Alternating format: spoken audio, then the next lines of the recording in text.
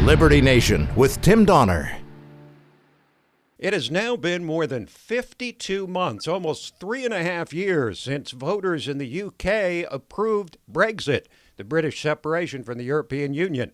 And the pro-EU political establishment in the UK has spent all that time doing everything in their power to water down or completely undermine the unambiguous decision of British voters. And now the drop-dead deadline of October 31st, Halloween, an appropriate occasion given the ghoulish nature of this whole process, and we still have no deal.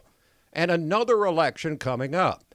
Here to help us sort this all out and figure out what the hell is going on in England as they face perhaps their most crucial decision since the Battle of Britain is LibertyNation.com managing editor Mark Angelides joining us from the UK. Hello, sir.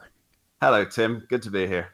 Well, good to have you as always, and we're going to count on you to describe for us exactly where things do stand in this whole Brexit drama or soap opera.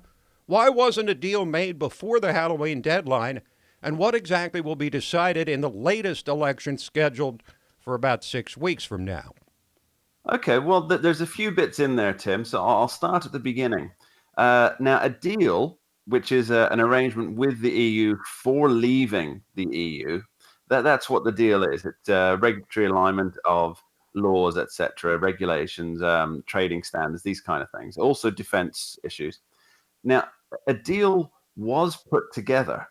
And now it was the same one that cost Theresa May, the former Prime Minister, her premiership, with a couple of tweaks here and there on the so-called Irish backstop issue.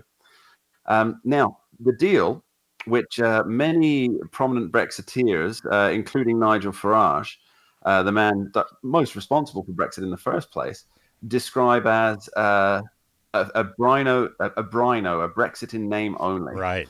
It's not really getting Britain out of the European Union. But the deal, it did come before Parliament, the lower house, before the deadline. Now, what wasn't agreed was the schedule for doing the readings of the bill and asking for amendments on the bill. Now, that was a political move, Tim, because if they'd have gone ahead and said, all right, let's push this through, let's just do morning till night sessions, stay late into the night and get it done, kick it up to the House of Lords, the equivalent of the Senate, and then kick it back down and get the final vote passed. They could have done it. However, that would have been a victory for Boris Johnson because he promised, as you mentioned in your intro there, Tim, that he would rather die in a ditch than go beyond October 31st. So if they'd have agreed to do it before or by the 31st, then Parliament, which is not a majority Conservative Parliament, the Conservative Party Parliament, they would have been granting Boris Johnson a victory, and one that would have made him unassailable.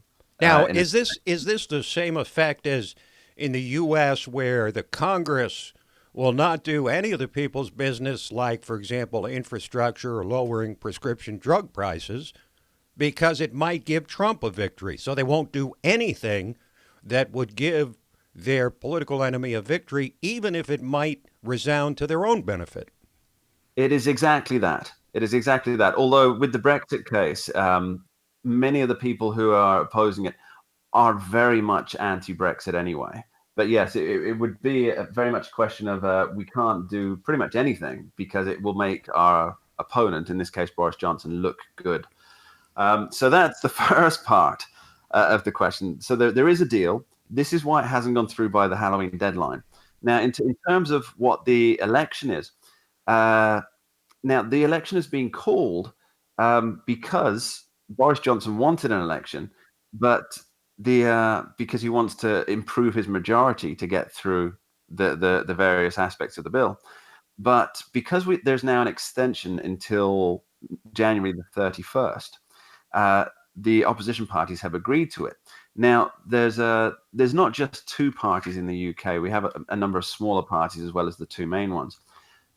Many of these groups are actively looking to repeal Brexit. So for them, the election is a chance to get enough power to completely repeal Brexit and go back to the status quo. Mm-hmm.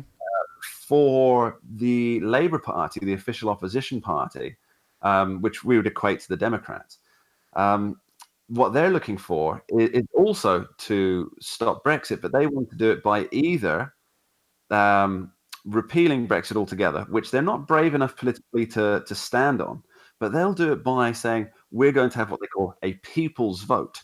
Because, of course, the vote that the people took in 2016 is not a people's vote. I was wondering what exactly was the vote in 2016, if not a quintessential people's vote to uprise.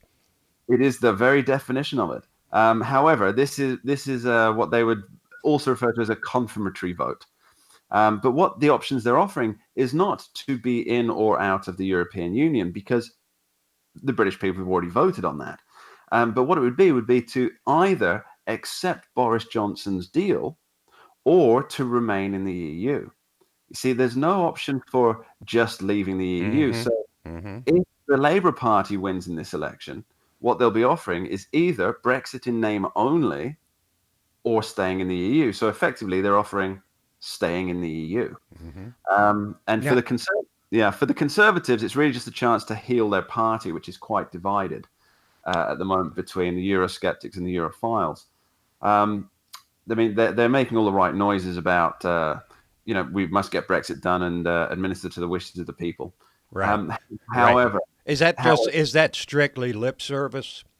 I would imagine so. 52% voted to leave the EU in 2016. Then in 2017, 80% of all the votes cast were for parties that promised the EU. This has become so similar to the U.S., where Donald Trump won a free and fair election, and the result has been questioned and challenged ever since. And the same thing with Brexit. Thanks for joining us, Mark.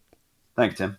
Mark Angelides, managing editor and international correspondent for LibertyNation.com, joining us from the UK. Quick break, and then we're back with Talkin' Liberty.